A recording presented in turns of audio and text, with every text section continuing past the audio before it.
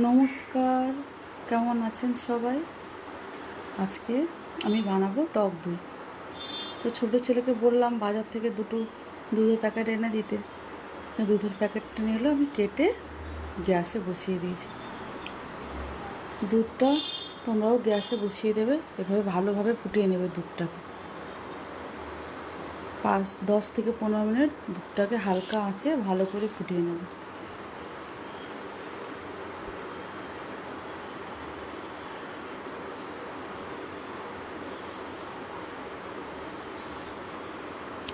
তোমরা আমার ভিডিওতে গিয়ে কমেন্ট, লাইক, ফলো করছো তো সবাই?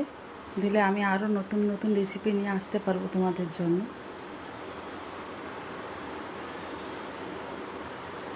দুধটা একটু ফুটতে টাইম লাগবে।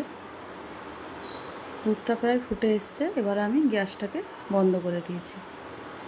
বন্ধ করে দেওয়ার পর দুধটা ঠান্ডা করে নিয়েছি, হালকা হালকা উষ্ণ গরম আছে।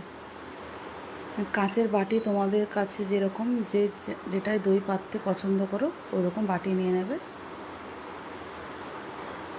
নিয়ে আমি এর মধ্যে এবার টক দইটাকে মিশিয়ে নেব।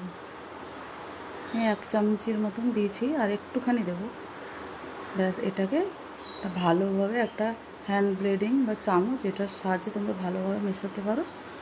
ভালোভাবে মিশিয়ে নেব।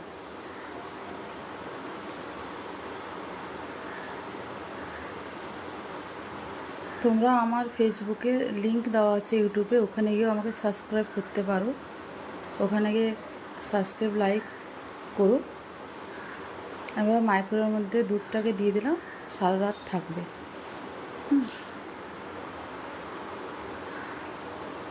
এবার থাক। এবার সকালবেলা দইটাকে বের করে তোমাদের দেখাবো। দেখো, সকাল হয়ে গেছে, দইটাকে বের করে নিয়েছি।